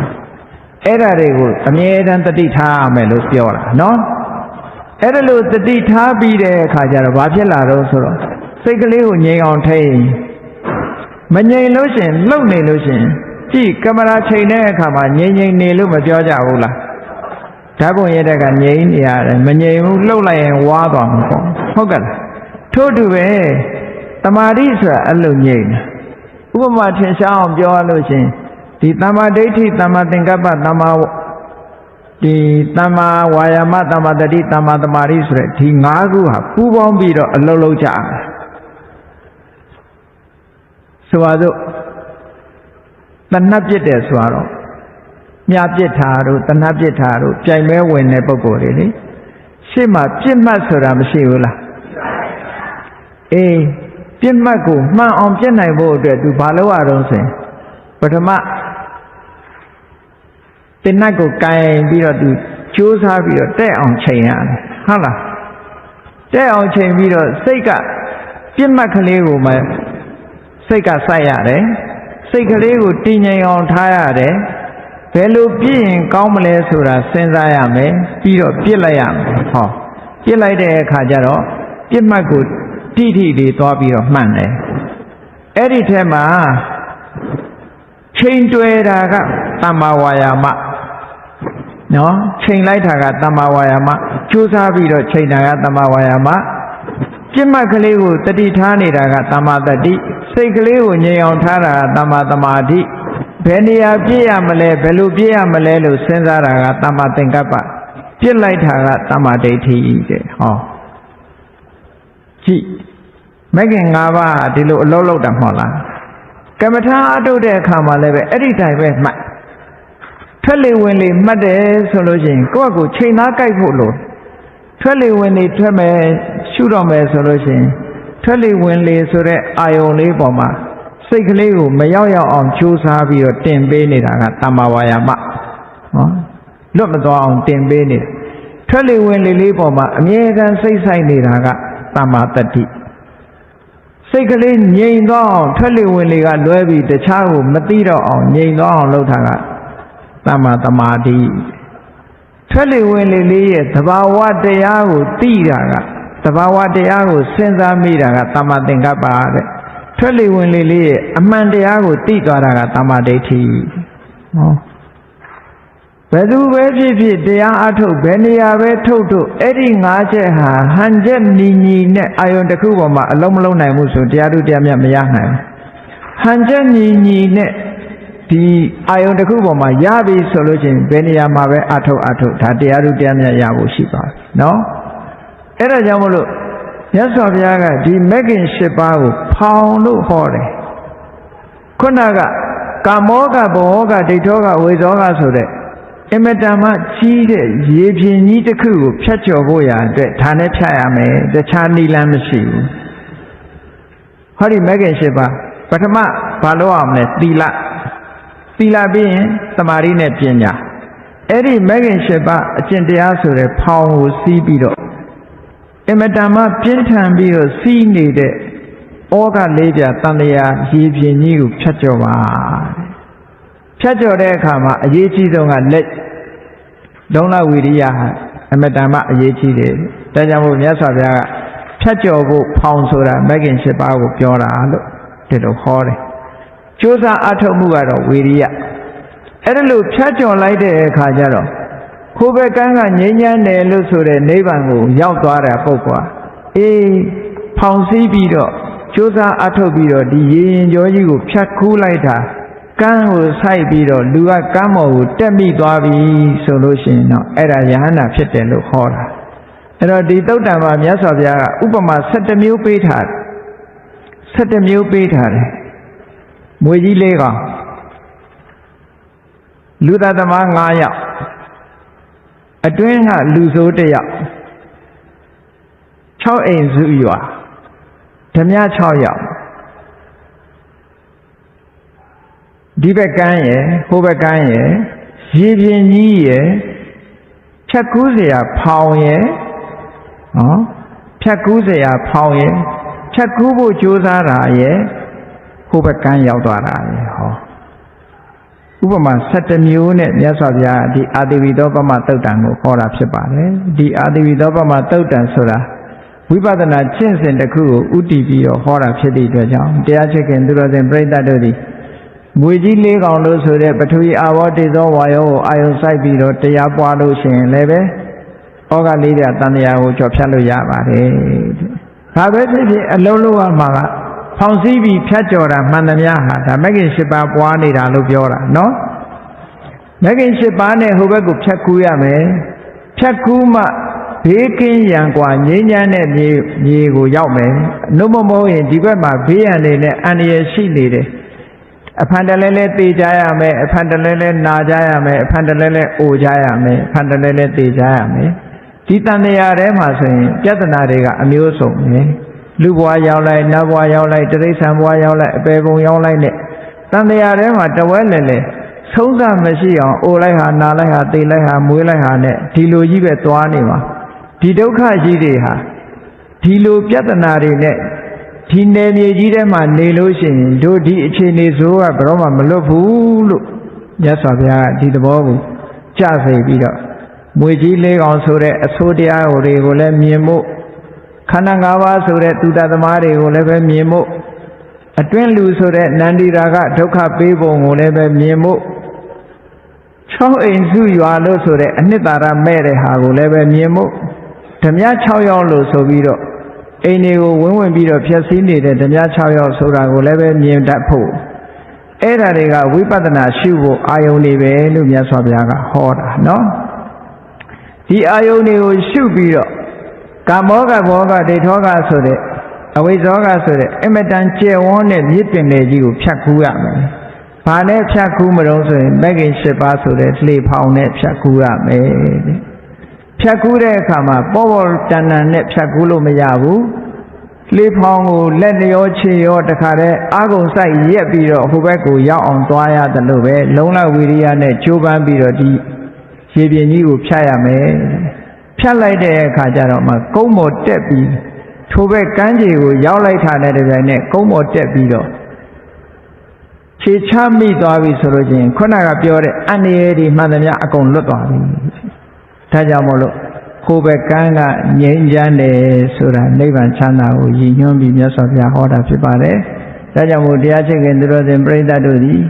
မငြိမ်းချမ်းတဲ့ဒီဘက်ကမ်းရဲ့ပြဿနာတွေကိုမြင်အောင်ရှုပြီးတော့